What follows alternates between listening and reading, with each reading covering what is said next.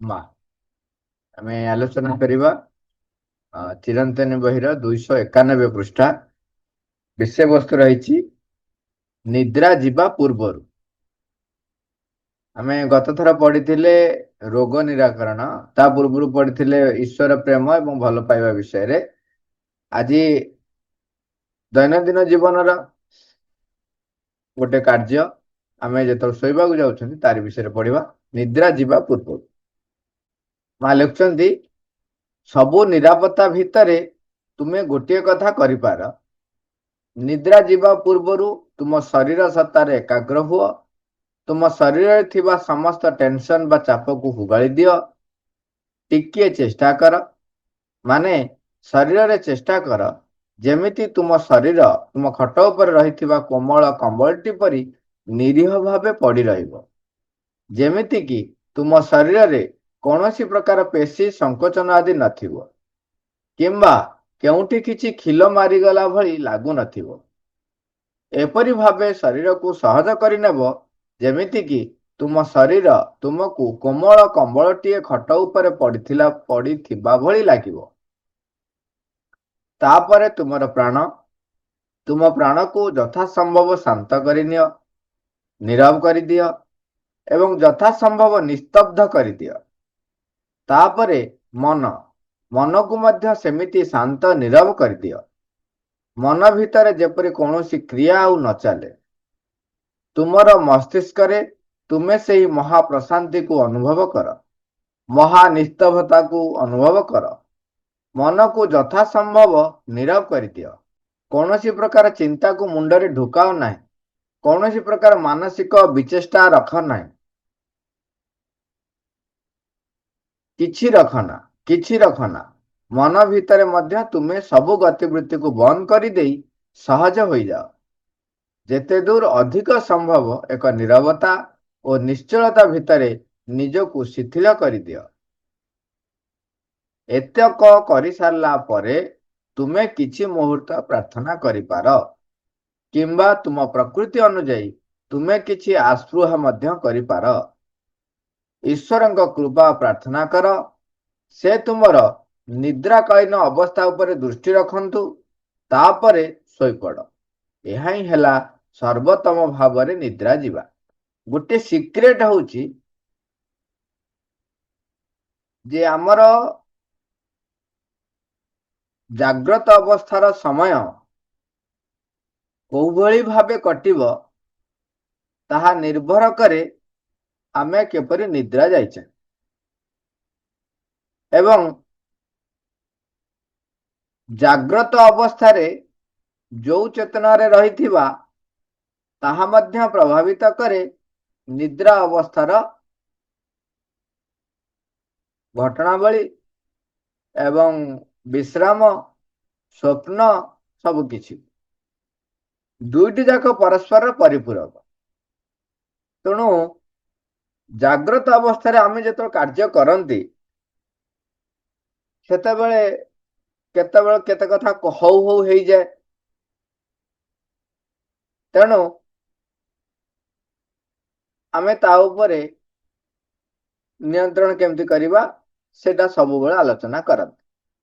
କିନ୍ତୁ ନିଦ୍ରା ଯେତେବେଳେ ଆମେ ଯାଆନ୍ତି, ଶୋଇବା ପରେ ଚେତନାର କୋଉ ଭୂମିରେ, ସୂକ୍ଷ୍ମ ସ୍ତରର କୋଉ ଭୂମିରେ ଆମେ ବିଚରଣ କରୁ ଏବଂ କୋଉ ପ୍ରକାରର ଅନୁଭୂତି ଆମ ଜୀବନରେ, ଆମ ସ୍ୱପ୍ନରେ ଆସେ, ଆମେ ତାକୁ ସ୍ୱପ୍ନ ସିନା କହୁ, କିନ୍ତୁ ଆମେ ସେଇ ଭୂମିରେ ଯାଇ ନିଜେ ବିଚରଣ କରିକି ଆସୁ। ତା ଉପରେ ଆମେ କିପରି ନିୟନ୍ତ୍ରଣ କରିବା, କିପରି ସଜାଗ ରହିବା, ସେଇ ବିଷୟର ଯୋଉ ଗୁରୁତ୍ୱପୂର୍ଣ୍ଣ କଥାଟି ରହୁଛି ନିଦ୍ରା ଯିବା ପୂର୍ବ ଅବସ୍ଥାର ଆମର ପ୍ରସ୍ତୁତି ଉପରେ। ତାମାନେ ନିଦ୍ରା ଯିବା ପୂର୍ବ ଅବସ୍ଥା ଆମର ସମଗ୍ର ନିଦ୍ରା ଏବଂ ଜାଗ୍ରତ ଉଭୟ ଅବସ୍ଥାକୁ ନିୟନ୍ତ୍ରଣ କରିବ। ତେଣୁ ଏଇଟା ଗୁରୁତ୍ୱପୂର୍ଣ୍ଣ ଯେ ଆମେ ନିଦ୍ରା ଯିବା ପୂର୍ବରୁ ନିଜକୁ କିପରି ପ୍ରସ୍ତୁତ କରିବା ଶୋଇବା ପାଇଁ। ଆମେ ଯୋଗାସନ କଲା ବେଳେ ଯୋଉ ଶବାସନ କରନ୍ତି, ସେଥିରେ ସାଧାରଣ ଭାବେ ଯୋଗାସନ ଯେତେବେଳେ କରନ୍ତି ସମସ୍ତେ କଣ କରନ୍ତି ନା ହାତ ଗୋଡକୁ ଖୋଲା କରିଦିଅନ୍ତି, ପୁରା ରିଲାକ୍ସ କରନ୍ତି ଏବଂ କନସେନଟ୍ରେଟ କରନ୍ତି ରିଲାକ୍ସ ଉପରେ। କହନ୍ତି ସ୍ୱତୋକ୍ତି କରି କହନ୍ତି, ଆଖି ବନ୍ଦ ଥାଏ, କହନ୍ତି ଟୋ ରିଲାକ୍ସ, ଫୁଟ ରିଲାକ୍ସ, ଏମିତି ଗୋଟେ ଗୋଟେ ଗୋଟେ ଗୋଟେ ଗୋଟେ ଗୋଟେ ରିଲାକ୍ସ କରି ମୁଣ୍ଡ ପର୍ଯ୍ୟନ୍ତ ଆସନ୍ତି। ଇଏ ହେଲା ସାଧାରଣ ଭାବରେ ଏକ ପ୍ରୟାସ। ଆମେ ଯେତେବେଳେ ଯୋଉମାନେ ଯୋଗ ସାଧନା କରନ୍ତି ସେମାନେ ରିଲାକ୍ସ କଲାବେଳେ ବା ଶବାସନ କଲାବେଳେ ସେମାନେ କଣ କରନ୍ତି ନା ଭଗବତୀ ଶକ୍ତିଙ୍କୁ ଆବାହନ କରନ୍ତି ଶୋଇବା ଯୋଉ ଶବାସନ ସମୟରେ, ଏବଂ ସେ ଶକ୍ତି ଆମ ଶରୀରର ପାଦ ଆଙ୍ଗୁଠି ପାଖରୁ ଆରମ୍ଭ କରି ଧୀରେ ଧୀରେ ସବୁ ଅଂଶରେ ପ୍ରବେଶ କରେ ଏବଂ ତାକୁ ଶାନ୍ତ ସ୍ଥିର କରାଏ। ସେଇ କଳ୍ପନା ଆମେ କରୁ, ସେଇ ଅଭ୍ୟାସଟି ଆମେ କରୁ। ବର୍ତ୍ତମାନ ନିଦ୍ରା ଯିବା ସମୟରେ ସେଇ ଗୋଟିକ ଅନେକ ସାହାଯ୍ୟ କରେ ଆମକୁ, ଯୋଉଟା କି ମା ବର୍ଣ୍ଣନା କରୁଛନ୍ତି। ମା ତା ସହିତ ଆଉ କଣ କଣ କରିବା, କେମିତି କରିବା, ତାର ଏକ ପୁରା ସୁନ୍ଦର ବର୍ଣ୍ଣନା ଆମ ପାଖରେ ରଖିଛନ୍ତି। କଣ କହିଲେ? ସବୁ ନିରାପତ୍ତା ଭିତରେ ତୁମେ ଗୋଟିଏ କଥା କରିପାର। ଆମେ ଯେତେ ଗୁଡାଏ ନିଜର ନିରାପତ୍ତା କରିବା ପ୍ରୟାସ କରୁ, ତା ଭିତରେ ଏ କାମଟି କରିବା ଉଚିତ। ନିଦ୍ରା ଯିବା ପୂର୍ବରୁ ତୁମ ଶରୀର ସତ୍ତାରେ ଏକାଗ୍ର ହୁଅ। ତୁମ ଶରୀରରେ ଥିବା ସମସ୍ତ ଟେନସନ ବା ଚାପକୁ ହୁଗାଳି ଦିଅ। ଟିକେ ଚେଷ୍ଟା କର, ମାନେ ଶରୀରରେ ଚେଷ୍ଟା କର। ଆମେ ଯେତେବେଳେ ଜୀବନର ନିଦ୍ରା ଯିବା ପୂର୍ବ ଅବସ୍ଥାରେ ଆମେ ସବୁବେଳେ ଶରୀର ଭିତରେ ସଚେତନ ନଥାଏ। ଶୋଇବାକୁ ଗଲାବେଳେ ପୁରା ଯେମିତି ଗୋଟେ ଗଡଟେ ପଡିଗଲା ଭଳିଆ ଖାଲି ଯାଉ ପଡିଯାଉ, ସେଇଟା ଶୋଇବା ହୁଏ। ସେଥିପାଇଁ କଣ ପ୍ରଚେଷ୍ଟା କରିବେ? ପରିଷ୍କାର ପରିଚ୍ଛନ୍ନ ଦେହ, ଯଦି ସମ୍ଭବ ହୁଏ ଭଲ ଭାବରେ ଧୋଇଧାଇ ହେଇ ଏମିତି ସୁନ୍ଦର ଭାବରେ ଧୋଇ ହବ ଯେମିତି କୌଣସି ପ୍ରକାର ଶରୀରର ମଳିନତା ତୁମକୁ ଅନୁଭବ ହବ ନାହିଁ। ଏବଂ ଢିଲା ପୋଷାକ ପିନ୍ଧିବେ। ପିନ୍ଧିକରି ଯେତେବେଳେ ଶୋଇବାକୁ ଯାଉଛନ୍ତି ସେତେବେଳେ ପୁରା ଶରୀରଟାକୁ ପୁରା ରିଲାକ୍ସ କରିଦେଲା ଭଳିଆ ଶୋଇବେ। ଏବଂ ସେ ସମୟରେ ଆପଣଙ୍କ ଶରୀରର ଯୋଉ ଅଙ୍ଗ ରହିଛି ସେ ସମୟରେ ଆପଣ ସଚେତନ ହେବେ। ତ ନିଦ୍ରା ଗଲା ବେଳେ ଆପଣଙ୍କ କଥା ଯେ ଏଇଟା ପାଦ କଥା ଭାବିବେ, ମାନେ କଳ୍ପନାକୁ ଆଣିବେ, ତାହେଲେ ତାପରେ ଧୀରେ ଧୀରେ ଗୋଡ ଆଣ୍ଠୁ ସବୁ ଅଙ୍ଗ ଗୁଡାକ ମୁଣ୍ଡ ପର୍ଯ୍ୟନ୍ତ ସବୁ ଅଙ୍ଗ ଗୁଡାକ ସଚେତନ ହେବେ। ଯୋଉ ଯୋଉ ଚିନ୍ତା ରହିଥାଏ ମନର, ତାକୁ ଜମାରୁ ମାନେ ସେ ରିଗାର୍ଡିଂ ଆଉ କିଛି ଭାବିବେ ନାହିଁ, କିଛି ଭାବିବେ ନାହିଁ। ଆସିବ ସିଏ, କିନ୍ତୁ ଯେତେବେଳେ ଶରୀର ସତ୍ତା ଉପରେ ଆପଣ ଏକାଗ୍ର ହେବେ, ଧୀରେ ଧୀରେ ତାର ଯୋଉ ଅବାଧ ପ୍ରବେଶଟା କମିଯିବ। ଆପଣ ଇମାଜିନ କରିବେ ନା, ମୁଁ ବର୍ତ୍ତମାନ ପାଦ କଥା କହୁଛି, ଆପଣ ନିଜେ ଇମାଜିନ କରନ୍ତୁ, ଯୋଉମାନେ ଶୁଣୁଛନ୍ତି ଆପଣ ପାଦ କଥା ଇମାଜିନ କରନ୍ତୁ। ଦେଖିବା ଦରକାର ନାହିଁ, ନ ଦେଖିକି ଯୋଉ ଗୋଇଠି, ଗଣ୍ଠି, ବଳା ଗଣ୍ଠି, ତାପରେ ଧୀରେ ଧୀରେ ଉପରକୁ ଉଠନ୍ତୁ, ନଳି ଗୋଡର ମାଂସ, ହାଡ, ଆଣ୍ଠୁ, ଥାୟ, ଧୀରେ ଧୀରେ ଧୀରେ ଧୀରେ ଧୀରେ ଧୀରେ ଧୀରେ ଧୀରେ ଧୀରେ ଧୀରେ ଆପଣ ଏମିତି ଶରୀରର ସତ୍ତା ଉପରେ ଏକାଗ୍ର ହେବେ। ଯେତେବେଳେ ଏକାଗ୍ର ହଉଥିବେ, ବର୍ତ୍ତମାନ ମୁଁ କଥା କହୁଛି, ମୋ କଥା ଶୁଣିକିରି ଆପଣ କରୁଛନ୍ତି, ତେଣୁ ଆପଣ ଦିଟା ଜାଗାରେ କନସେନଟ୍ରେଟ କରିଛନ୍ତି। ସେତେବେଳେ କନସେନଟ୍ରେଟ କରିବେ, ନିଜେ ନିଜକୁ କହିବେ, ତାରି ଉପରେ କନସେନଟ୍ରେଟ କରିକି ଶରୀର ସତ୍ତା ଉପରେ ଏକାଗ୍ର ହେବେ। ସେତେବେଳେ ଦେଖିବେ, ଯେତେବେଳେ ନିଜକୁ ଆପଣ ନିଜେ କହିବେ, ସେତେବେଳେ ମନର ଯୋଉ ଅବାଧ ପ୍ରବେଶ ଥାଏ ଚିନ୍ତା ମାନଙ୍କର ମନ ଭିତରେ, ସେଗୁଡାକ ଟିକେ କମିବା ଆରମ୍ଭ ହେବେ। ତାପରେ ଜୋର ଦେବେନି, ଯଦି ନ କମୁଛି ବୋଲି ବ୍ୟସ୍ତ ହେବେ। ସେଥିପାଇଁ ମା କହୁଛନ୍ତି ଟିକେ ଚେଷ୍ଟା କର। କେମିତି ଚେଷ୍ଟା କର? ପୁରା ଯେମିତି ଗୋଟେ ଗୋଟେ ଖାଲି କମ୍ବଳଟା ପଡିଛି, କମ୍ବଳର କଣ ଚିନ୍ତା ଅଛି? କମ୍ବଳଟା ପଡିଛି, ପୁରା ଖୋଲାମେଲା ହେଇ ପଡିଛି, ସେମିତି ଶରୀରଟିକୁ ପୁରା ରିଲାକ୍ସ କରି ପକେଇଦେବେ। ହଁ ଏମିତି ଜାକିକି ଶୋଇବେନି, ସେଇଥିପାଇଁ କହିଲେ ଏମିତି ଜାକିକି ଶୋଇବେନି। ଆଗ ଦେଖନ୍ତୁ ବାମ କଡ଼ ମାଡ଼ି ଶୋଇବାକୁ କୁହାଯାଏ, ଠିକ ଅଛି, କିନ୍ତୁ ଏଇଟା ଆମେ ନିଦ୍ରା ଯିବା ପୂର୍ବ କଥା କହୁଛନ୍ତି। ତେଣୁ ଶରୀରଟିକୁ ଶବାସନ କଲା ବେଳେ ହାତ ଦିଟା ବଡି ଠାରୁ ଟିକେ ଅଲଗା ଥିବ, ଗୋଡ ଦିଟା ଟିକେ ଏମିତି ଅଲଗା ହେଇକି ପାରି ହେଇଯାଇଥିବ, ଆପଣ ମସ୍ତକ ପୁରା ଏମିତି ସିଧା ଥିବ ଉପରକୁ। ଯଦି ସମ୍ଭବ ହୁଏ ଆପଣଙ୍କର ପାଦ ପଟରେ ମାଙ୍କର ପାଦ ଫଟୋ ବା ମାଙ୍କ ଫଟୋ ରଖିଦେଇଥିବେ, ଯଦ୍ୱାରା ଆପଣ ରିଲାକ୍ସ ହେଲେ ଆପଣଙ୍କୁ ଦେଖାଯାଉଥିବ ସେଗୁଡ଼ିକ। କୌଣସି ସମୟରେ କିଛି ଜିନିଷ ପଶି ଆସିଲା, ଆପଣଙ୍କର ରିଲାକ୍ସ ପ୍ରୋସେସ ରେ ଟିକେ ବାଧା ହେଲା, ତାହେଲେ ଟିକେ ଚାହିଁକି ଟିକେ ମାଙ୍କ ପାଦକୁ ଚାହିଁଦେବେ, ମାଙ୍କ ଫଟୋକୁ ଚାହିଁଦେବେ। ପୁରା ଖୋଲ ମାନେ ଯେମିତି ପୁରା ଗୋଟେ ଫ୍ରି ବଡି ଟା ଖାଲି ଏମିତି ଥୁଆ ହେଇଛି କମ୍ବଳ ଭଳିଆ, ସେଥିପାଇଁ କହୁଛି କିଛି। ଏବଂ ସେଥିପାଇଁ ହଁ ଆଉ ଗୋଟେ କଥା ହଉଛି ଆମର ବଡିର, ଯେହେତୁ ଯେତେବେଳେ ଆମେ ବାମ କଡ ମାଡି ଶୁଅନ୍ତି, ଦେଖନ୍ତୁ ଏଇ ପୋର୍ସନ ଟା ଏତିକି ଗ୍ୟାପ ଅଛି, ଏତିକି ଗ୍ୟାପ ଅଛି, ଓକେ, ଏତିକି ଗ୍ୟାପ ଅଛି। ସେଥିପାଇଁ ଅ ନରମ ତୁଳାର ଶିମିଳି ତୁଳା ହେଲେ ଭଲ। ଶିମିଳି ତୁଳାର ତକିଆ ଟା ଥିବ ଏତିକି ମୋଟା ଥିବ, ବେଶୀ ନାହିଁ, ଯେମିତି ନରମ ହେଇପାରୁଥିବ। ତେଣୁ ତକିଆ ଛୋଟ ତକିଆ ମାନେ ଏଇଟା ନରମ ଇଏ। ପାଦ ପଟଟା ଟିକେ ଉଚ୍ଚାରେ ରହିବ, ମାନେ ବଡି ଠାରୁ ଏମିତି ପାଦ ଫଟା ଟିକେ ଉଚ୍ଚାରେ ରହିବ। ସେଠି ଟିକେ ମୋଟା ତକିଆ ଟା ଥିବ, ଯୋଉଟା ନରମ ନୁହଁ, ଯେମିତି ପାଦଟା ଉଚ୍ଚାରେ ରହିବ, ମାନେ ଏମିତି ନ ରହିକିରି ଏମିତି ରହିବ ଟିକେ ହେଲା। ପୁରା ଆରାମରେ ଶୋଇବେ। ତାପରେ ମା କହୁଛନ୍ତି କୋଉଠି କିଛି ଯେମିତି ଖିଲ ମାରିଲା ଭଳିଆ ଲାଗୁନଥିବ, ତାମାନେ ବିଛଣାରେ ଆଉ କିଛି ଏପଟ ସେପଟ ଆପଣ ନଥିବ। ଆଉ ବିଶେଷ କରି ବିଛଣାଟା ଯେତେ ପ୍ଲେନ ରହିବ ସେତେ ଭଲ। ଯୋଉ ଗୋଟା ଗଦି ଆସେ ଆପଣ ଦେଖିବେ ଏମିତି ଢେଉ ଢେଉକା ହେଇଥିବ, ବା ବେଶୀ ଏଡେ ମୋଟା ଗଦି ହେଇଥିବ, ତାହେଲେ ସେଟା କଣ ହବ, ଆପଣଙ୍କୁ ଶରୀରରେ କ୍ଳାନ୍ତି ଆଣିଦବ। ବିଶେଷ କରି ଯଦି ପ୍ଲେନ ରହିବ ଭଲ, ଏମିତି ଗଡାଣିଆ ବା ଏମିତି ନଥିବ, କିମ୍ବା ଏମିତି ହେଇ ନଥିବ ଉଠାଣିଆ, ମୋଟା ଗଦି ଜମାରୁ ପକେଇବେ ନାହିଁ। ଆଉ ସେ ଯୋଉ କହିବ ନା ଏଟା ନରମ ଗଦି ଅମୁକ ସିଏ ସବୁ ନୁହଁ। ସେଟା ହେଲେ କଣ ହବ, ଶରୀରରେ କ୍ଳାନ୍ତି ଟା ବଢିଯାଏ। ତାପରେ ଏତକ ଶରୀର ଉପରେ ସତ୍ତାର ଏକଗ୍ର ହେଲା ବେଳେ, ସେଠି ଗୋଟାଏ ଦିଟା ଜିନିଷ, ଯୋଉଟା ପ୍ରାଣ ଆଉ ମନ ଉପରେ କେମିତି କଣ ନିୟନ୍ତ୍ରଣ କରିବେ ଏଟା କହୁଥିଲି।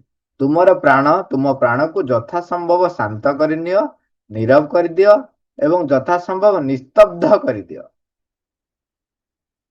ପ୍ରାଣର ଯେତେକ ମାନେ ପ୍ରରୋଚନା ଆସେ, ଭିନ୍ନ ଭିନ୍ନ ଗତିବୃତ୍ତି, ଆପଣ କାହା ଉପରେ ରାଗିଥିବେ, କାହାକୁ ସ୍ନେହ କରିଥିବେ, ସେତେବେଳେ ଆଉ ଗୁଲୁଗୁଲୁ ଛୁଆ ସାଙ୍ଗେ ଏମିତି ଗୁଲୁଗୁଲୁ ହେଇ ଖେଳିଛନ୍ତି, କିମ୍ବା କାହା ଉପରେ ଚିଡିଛନ୍ତି, କାମ କଲା ବେଳେ ଆପଣ ବ୍ୟସ୍ତ ହେଇ କାମ କରିଛନ୍ତି, ତେଣୁ ରାଗ ଫାଗ ସବୁ ଗୁଡାକ ଭିତରେ ରହିଛି, ଏ ସବୁ ଜିନିଷ ସେ ସମୟରେ କଣ କରେ, ଯେହେତୁ ଆମେ ଶୋଇବାକୁ ଯାଉଛୁ, ସେ ହିଁ ଆମକୁ କଣ କରେ, ଦେଖନ୍ତୁ ଜାଗ୍ରତ ଅବସ୍ଥାରେ କେମିତି ନିଦ୍ରାକୁ ପ୍ରଭାବିତ କରିବ, ସିଏ ହିଁ କଣ କରେ, ଆପଣ ନିଦ୍ରାକୁ ପ୍ରଭାବିତ କରିବ, ଅଶାନ୍ତ କରିଦେବ ଶରୀର, ମାନେ ଆପଣଙ୍କ ନିଦ୍ରାକୁ। ତେଣୁ ସେ ସମୟରେ ତାକୁ ସେ ଯେତେବେଳେ ଆସିବ ଭିତରକୁ, ତା ଉପରେ କନସେନଟ୍ରେଟ କରିବେ ନା, ଆଦୌ କନସେନଟ୍ରେଟ କରିବେନି। ତାହେଲେ ସେ ଧୀରେ ଧୀରେ ନୀରବ ହବ। ତାକୁ ନିରବ କରିବା ପାଇଁ ତାକୁ ଚାପି ଦେବା ଦରକାର ନାହିଁ, ହେଇ ତୁ ଏମିତି ହନି, ସିମ୍ପଲି ସେ ନୋ ଟୁ ଦିସ୍, ରହିଥା ମୁଁ ଏବେ ତୋ ବିଷୟରେ ଚିନ୍ତା କରିବାକୁ ଚାହୁଁନି। ଯୋଉ ରାଗ ଆସୁଥିବ ବା ଆସୁଥିବ, ତାକୁ ସେ ସମୟରେ ଗୁରୁତ୍ୱ ଦେବେ ନାହିଁ। ଯାହାକୁ ଗୁରୁତ୍ୱ ନଦେବେ, ସେ ଧୀରେ ଧୀରେ କଣ ହବ, ନିଜକୁ ଦୂରେଇ ନବ, ନିଜକୁ ଦୂରେଇ ନବ। ତାପରେ ମନକୁ ମଧ୍ୟ ସେମିତି ଶାନ୍ତ ନିରବ କରିଦିଅ। ମନ ଭିତରେ ଯେପରି ଆଉ କୌଣସି କ୍ରିୟା ଚାଲି ନ ଚାଲିବ। ମନ ବହୁତ ଗୁଡା ଯୁକ୍ତି, ଯେତେ ଆପଣ ବିଜନେସ କରୁଛନ୍ତି, ଘରେ ଘରୋଇ ଦାୟିତ୍ୱ ରହିଛି, ପଇସା କୋଉଠୁ ଆସିବା କଥା ହଉ, ରୋଷେଇ କରିବା ହଉ, ପିଲା କାଲି କେମିତି ଯିବେ, କଣ ଖାଇବେ, ଯାହା ଘରେ କିଛି ଖାଇବା ପିଇବାର ଅଭାବ ରହିଛି, ଯୋଉମାନେ ଦାରିଦ୍ର୍ୟ ଭିତରେ ରହୁଛନ୍ତି, କାଲି ସକାଳେ ପିଲା କଣ ଖାଇବ। ଯଦି ଆପଣ ତାଙ୍କୁ କହିବେ ଯେ ନିଦ୍ରା ଯିବା ପୂର୍ବରୁ ଏମିତି କରନ୍ତୁ ବୋଲି, ସେ କହିବ ଆଜ୍ଞା ସକାଳୁ ଉଠିଲେ ପିଲା କଣ ଖାଇବ ସେ ଚିନ୍ତା କରିବ ନା ଶୋଇଲା ବେଳେ ଏତେ ପାଲା କରିବ, ଏମିତି ବାକ୍ୟ କହ। ଯୋଉମାନେ ପରୀକ୍ଷା ଦଉଥାନ୍ତି ସେ କହୁଛନ୍ତି କେମିତି କଣ ସକାଳୁ ଉଠିଲେ ଶୀଘ୍ର ଶୋଇଲେ ଶୀଘ୍ର ଉଠିଲେ ପାଠ ପଢିବି ନା ବସି ଏତେ ପାଲା କରି ଶୋଇବା ପୂର୍ବରୁ। ଏ ଯୋଉ ପାଲା କରିବି ବୋଲି ଯେକୌଣସି ଧାରଣା ରହୁ, ପାଠ ପଢିବା ପୂର୍ବରୁ ବେଳକୁ ଲୋକ କହୁ କିମ୍ବା କାମ ଅଛି ବୋଲି ଲୋକ କହୁ, ଖଟିଖିଆ ଲୋକ କହୁ, ଆଜ୍ଞା ଏତେ ଦିନ ଯାକର ପରିଶ୍ରମ ବିଛଣା ଉପରେ ପଡୁ ପଡୁ ତ ନିଦ ହେଇଯାଉଛି, ଆଉ ଏତେ ପାଲା କରିବାକୁ ସମୟ କାହିଁ। ଏଇ ସବୁ ୱାର୍ଡ ଟା ପ୍ରାୟ ପାଲା ଶବ୍ଦ ସମସ୍ତେ, ଏତେ ପାଲା କରିବାକୁ ସମୟ କାହିଁ। ପାଲାରେ କଣ ହୁଏ, ଯେକୌଣସି କଥାକୁ ଫେଣେଇକି କହନ୍ତି। ତେଣୁ ଏମାନେ କୁହନ୍ତି ଯେ ଏଇ କଥା ଗୁଡା ଆକ୍ଚୁଆଲି ଫେଣେଇବା କଥା, ପ୍ରକୃତରେ ଏଇ ଫେଣେଇବା କଥା ଆଦୌ ନୁହେଁ, ଏହା ହଉଛି ନିଶ୍ଚିତ କରଣୀୟ କାର୍ଯ୍ୟ। ଏଇ କାର୍ଯ୍ୟ କଲେ ଆପଣଙ୍କର ଯୋଉ ଚିନ୍ତା ନେଇକରି ଆପଣ ବ୍ୟସ୍ତ ବିବ୍ରତ ହଉଛନ୍ତି, ସେ ଚିନ୍ତା ଲାଘବ କରିବା ପାଇଁ ଏଇ ପ୍ରୟାସଟା ବହୁତ ଜରୁରୀ। ଆପଣଙ୍କର ଏକ ସ୍ଥାୟୀ ସମାଧାନ ପାଇଁ ଇଏ ହଉଛି ବାଟ, ସ୍ଥାୟୀ ସମାଧାନ। ଯୋଉ ଚିନ୍ତା, ପାଠ ପଢିବା ଚିନ୍ତା ହଉ, ଏକ୍ସାମରେ ଅଧିକ ମାର୍କ ରଖିବା ହଉ, ଜ୍ଞାନ ଆହରଣ କରିବା ହଉ, କିମ୍ବା ସକାଳେ କଣ କାମ କଲେ କୋଉଠୁ ଦି ପଇସା ମିଳିବା ହଉ, କିମ୍ବା ଶରୀରରେ ଯୋଉ ଅସୁସ୍ଥତା ରହିଛି ସେ ଅସୁସ୍ଥତା କିପରି ଦୂର କରିବା ହଉ, ସବୁ କିଛିର ସ୍ଥାୟୀ ସମାଧାନ ହଉଛି ଆମର ଏଇ ନିଦ୍ରା ଯିବା ପୂର୍ବର ପ୍ରସ୍ତୁତି। ତେଣୁ ସେ ସମୟରେ ମନ ଭିତରେ ଯୋଉ ଯୋଉ କଥା ରହିଛି ତା ଉପରେ ଗୁରୁତ୍ୱ ନ ଦେଇ, ସେ ସମୟରେ, ସେଥିପାଇଁ କହିଲି ମାଙ୍କ ଫଟୋ ରଖିଥିବେ କିମ୍ବା ମାଙ୍କ ପାଦ ରଖିଥିବେ, ଆପଣ ପାଦ ପଟରେ ରଖିବେ। ପାଦ ପଟରେ ରଖିଲେ କଣ ହବ, ଆପଣ ଆଖିଟା ରହିବ ସେଠି। ମୁଣ୍ଡ ଉପରେ ରଖନ୍ତି, ମନା କରୁନି ମୁଣ୍ଡ ଉପରେ ଥାଉ, ସେଟା କିଛି ଅସୁବିଧା ନାହିଁ। ଲୋକ କହନ୍ତି ପାଦ ପାଖରେ କଣ ରଖିବ, ଆରେ ପାଦ ପାଖରେ ରଖିବା କଥା, କାହିଁକି ଉଠିଲା ବେଳେ ନିଦ ଆଗ ସେଇଠି ଚାହିଁବ। ଆପଣ ଦେଖିଲେ ଶ୍ରୀକୃଷ୍ଣ ଉଠିଲା ବେଳେ ଆଗ ଅର୍ଜୁନକୁ ଚାହିଁଲେ, ପାଦ ପଟରେ ବସିଲେ ପାଦ ପଟକୁ ଚାହିଁ। ତେଣୁ ପାଦ ପଟରେ କଣ କରିବେ, ଆପଣ ମାଙ୍କ ଫଟୋଟା ବା ମାଙ୍କର ଗୋଟେ ବଡ ଫଟୋ, ହସ ହସ ଫଟୋ ରଖିଥିବେ, କିମ୍ବା ପାଦ ଫଟୋଟେ ରଖିଥିବେ, ତାହେଲେ କଣ ହବ, ଆପଣଙ୍କର ସମର୍ପଣ ଭାବ ଏବଂ ହସ ହସ ଇଏଟା ଆପଣଙ୍କ ଭିତରେ ଦେଖିପାରିବେ, ସେ ସମୟରେ ଆପଣଙ୍କ ଭିତରେ ପ୍ରବେଶ କରିବେ। ସେତେବେଳେ ଯୋଉ ଚିନ୍ତା ଫିନ୍ତା ଅଛି ତାକୁ କଣ କରିବେ, ମାଙ୍କୁ ଅଫର କରିଦେବେ ସେଇଠି ଶୋଇବାକୁ ଯିବା ବେଳକୁ, ମା ଆଉ ଯାହା ଯାହା ଅଛି, ଯେତେକ ଦିନ ମାନର ଯାହା ଯାହା ଚିନ୍ତା ଅଛି, ମା ଆଜି ବିଜନେସ ରେ ଏୟା ହେଇଥିଲା, ଇତ୍ୟାଦି ହେଇଥିଲା, ଏୟା ହେଇଥିଲା, ସେ ହେଇଥିଲା, ସବୁ ସବୁ ସେମିତି ଶୋଇଥିବେ, ସେ ଶୋଇଥିବେ, ଆଗ ଅଫର କରିଦେବେ। ତାହେଲେ ମନ ରିଲାକ୍ସ ହେଇଗଲା। ଏଇଟା ଅଭ୍ୟାସ କଲେ ଦେଖିବେ ତାପରେ ମନ କହିଦେଲା ପରେ ସତରେ ରିଲାକ୍ସ ହେଇଯାଏ। ଯଦି ଅଭ୍ୟାସ ଯିଏ ନ କରୁଥିବେ ପ୍ରଥମେ ପ୍ରଥମେ ହବ ନାହିଁ। ତାପରେ କହିବେ କାଲି ଏକ୍ସାମ ଅଛି, ଏଇ ବିଷୟ ଅଛି, ଏତିକି ପଢିଛି, ଏତିକି ପଢିନି, ଯୋଉ ଯୋଉ ଚିନ୍ତାଟା ଥିଲା, କଣ କରିବି, ମାତ୍ର 2ଟା ଚାପ୍ଟର ପଢିଛି, ତାପରେ କଣ କରିବି, ସବୁ ଜିନିଷ ତାଙ୍କୁ କହିଦିଅ। କିମ୍ବା କୌଣସି ଇଣ୍ଟରଭ୍ୟୁ ଦେବାକୁ ଯିବାର ଅଛି, ଏଣ୍ଟ୍ରାନ୍ସ ଦେବାର ଅଛି, ଏତିକି ପ୍ରସ୍ତୁତ ହେଇଛି, କଣ କରିବି, ଇତ୍ୟାଦି କଣ କରିବି, ଭାରି ଟେନସନ, ସବୁ ମାଙ୍କୁ କହିଦିଅ। କହିଦେଲା ପରେ ଆଉ ସେ ବିଷୟରେ ଚେଷ୍ଟା ନ କରିକି ତାପରେ ଶରୀରର ସତ୍ତା ଉପରେ ଏକାଗ୍ର ହେବାକୁ ଆରମ୍ଭ କରିବେ। ସେଥିପାଇଁ କହୁଛନ୍ତି କୌଣସି ପ୍ରକାରର ଚିନ୍ତାକୁ ମୁଣ୍ଡରେ ଢୁକେଇବାକୁ ଦବ ନାହିଁ। ମୁଣ୍ଡରେ ଢୁକାଅ ନାହିଁ, ଢୁକାଇବାକୁ ଦବା ନାହିଁ ବୋଲି କଥା କହୁନି, ଢୁକାଅ ନାହିଁ। ମାନେ ଯେତେ ଚିନ୍ତା ଆସିବ ତାପରେ ଆଉ କନସେନଟ୍ରେଟ ନ କଲେ ସେ ଢୁକିବନି ଆଉ। କୌଣସି ପ୍ରକାର ମାନସିକ ବିଚେଷ୍ଟା ରଖ ନାହିଁ, କୌଣସି ପ୍ରକାର।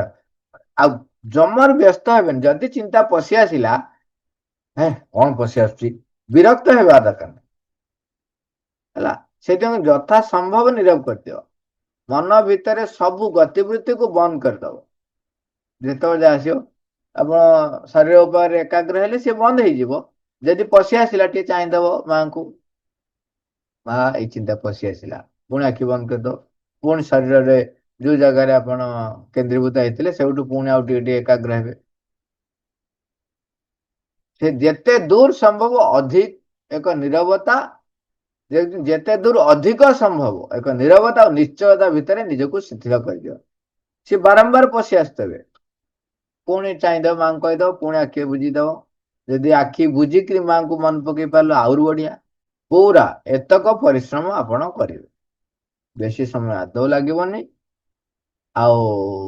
प्रयास को यथा संभव साहाय्य करे नाम जप तापर कामटा है नाम जप बर्तमान एतक कर सारा पर तुम किसी मुहूर्त प्रार्थना कर तुम प्रकृति अनुजाई तुम किसी आस्पृहा कर तेणु पुणी कौन कल एतक सरीगला तापर माँ को तुमर जो आस्पृहा रही माँ को कहीदब माँ मोर चैत्यसता सम्मुख को आसू मोर मन प्राण शरीर चैत्यसता द्वारा परिचालित हुंतु मत तुमर करनी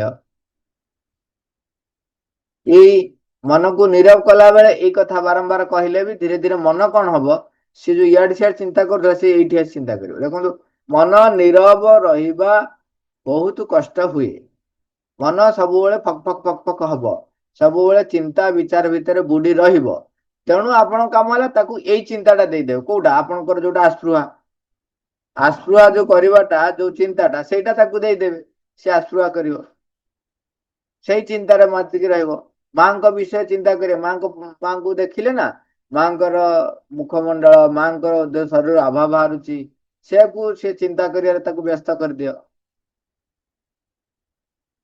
जदि कहार अभ्यास अच्छी प्रार्थना करने मंत्र किसी उच्चारण करने आप मंत्र उच्चारण कर शोवा पूर्व केते गुड़े मंत्र भी अच्छी आप उच्चारण कर ओम नमो भगवते श्री अरविंदाय जेकोसी जहाँ को जो प्रकार प्रार्थना जदि जदि एटा कंपलसरी कौन जदि तमें कर वर्तमान हूँ ईश्वर कृपा प्रार्थना कर तुमर निद्राकालीन अवस्था पर दृष्टि रखु बोली माँ को कह देखो आम शोला सूक्ष्म जगत रे जो जो स्तर से बुलिकी आसे से गुड़ाक आमर जाग्रत अवस्था को प्रभावित कर तेणु से माँ को कह माँ मु निद्रा गला आपण मो टे दृष्टि रखि था मो सहित सब था एवं जो जो जगत रे प्रवेश मु करुछि मते सेठी आपण ही गाइड करंतु ये कथाटी प्रार्थना करिवे नाम जप दरकार पड़ले जदि कई आपण रूम रे रहना आपण जदि एका सोचंती ताहले नाम जप करिवे सोईथिबे आस्पृहा करुथिबे माँ माँ माँ माँ माँ देखो मुंड माइंड तो चिंता करिवो ना ताकू काम देदेवे कौन आपण आस्पृहा उपर सी एकाग्र हम माँ माँ माँ माँ माँ माँ पाटी की देदेले काम सी जप करिवो किसी समय पर धीरे धीरे आपणकर बाहर शब्दटा बंद हो भितर जप चलो आस्पृहा आउ जप ये दीटा चलो ता भितर मन जेहेतु माने मल्टी टैलेंटेड तेणु से ता भितर शरीर अंग प्रत्यंग उपर एकाग्र होतिबो एपटे प्रार्थना चलथिबो जे माँ तुम्हें निद्राकालीन अवस्था दृष्टि रखु मो सहित था एपटे आस्पृहा चलथो चैत्यसता माने भितर भावना चलथबो चिंता चलथो माँ को विषय रे एपटे आपण कहूथिबे निजकु निजे जे तुमर करनियो आस्पृहा चलथिबो नाम जप चलथिबो एवं प्रार्थना चलथिबो सब चलथिबो तापरे आपणकर केतेबेले निद्रा हेजिवो आपण सेटा जानि परिबे